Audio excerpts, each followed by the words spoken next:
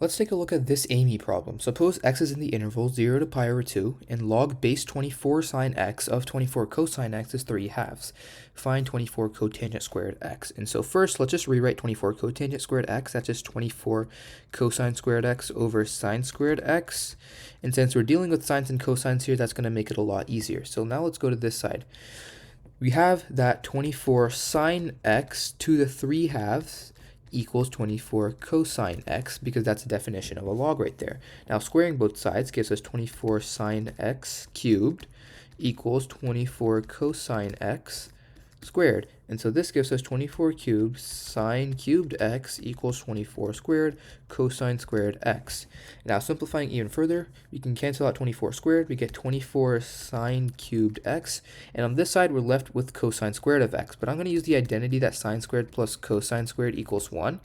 Using that identity, we get that cosine squared equals 1 minus sine squared. And so I'm going to plug that into here because we get cosine x equals 1 minus sine squared x. And now I'm just going to make a change of variables to make this a lot easier. Let y be sine of x. We're literally just going to do this to make it easier. So we get 24y cubed plus y squared minus 1 equals 0. And this is a polynomial and we want to solve for y. So let's use the rational root theorem. The rational root theorem says that the roots are going to be, if they are rational, it's going to be something like 1 over some factor of 24 in the denominator. So let's just try factors. Well, 1 over 1 clearly doesn't work because we get 24 plus 1, 25 minus 1 is 24. That's not 0. 1/2, again, it's not going to work because we're going to get an integer here because 24 is divisible by 8. But this one's going to be a fraction. This one's an integer. Integer plus fraction plus integer. It can never be an integer 0, so that's not going to work. 1/3. And it turns out that 1/3 is the next one, and that's going to work because 1/3, let's just plug that in, 24 times 1/3 cubed plus 1/3 squared minus 1 equals 24 times 1 over 27 plus 1 over 9 minus 1. And 24 over 27, that actually simplifies to 8 over 9. So 8 over 9 plus 1 over 9 minus 1 equals 0. That's true. So y equals 1/3. Sine of x equals 1/3.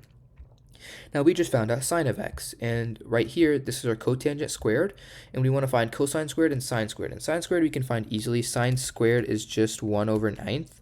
And so cosine squared, we're going to use this sort of functional equation right here that says that cosine squared is 1 minus sine squared. So cosine squared is 1 minus 1/9 equals 8/9. So cosine squared over sine squared is 8/9 over 1/9.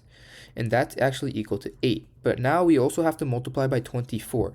So 24 times 8 is 160 plus 32 equals 192, which is the answer to this Aime problem.